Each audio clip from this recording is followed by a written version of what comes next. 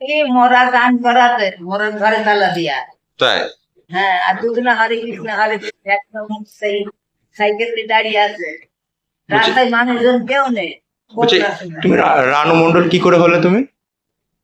আমি গান গাইছি, আমার গান সেই রানু গাই, সেই রানাঘাটের গান, তার কি একদিনও দেখতে পাই না। আমি তেরি মেরি গান কে গাইছি, আমি তো গাই। ও, তুমি গিয়েছিলে তেরি মেরি গান? আমি গাইনি, সে গেয়েছে, তোকে বলে তেরি মেরি মেরি তেরি तेरी मेरी तेरी मेरी कहानी ओ আহা আহা। তোমাকে তুমি এখন আর গান করছো না কেন তাহলে? আমি আমি এখন খুব গান গাইছি, এখন আর গাইছি। তাই? খারাপ দোল কর চশমা নেই, চশমা দিয়ে কে নিয়ে নিচ্ছে চশমা? চশমা খাইছি আইছি, কে নিয়েছে চশমা? কে নিতে পাকলে খালি চশমা নিয়ে নিয়েছে। চশমা নিল কে তোমার? কে নিয়েছে তাই? তোমার এটা আমি রানু মন্ডল হিমেশ রশ্মিয়ার কাছে পাঠিয়ে দিচ্ছি, যাতে তোমাকে আবার গানের সুযোগ দেয়, ঠিক আছে?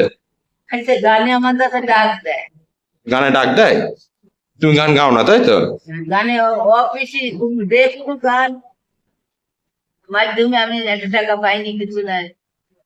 গান শুনুন, ভালো ভালো গান আছে। তাই? আচ্ছা, তোমাকে গানে নিচ্ছে না কেন ওরা? ওই তো পাগলগিরি করছি, আমি গান গাইছি, টাকা পাচ্ছে আর একজন। তুমি গান গাচ্ছ, টাকা পাচ্ছ অন্যজন? এ তো ভয়ঙ্কর ব্যাপার।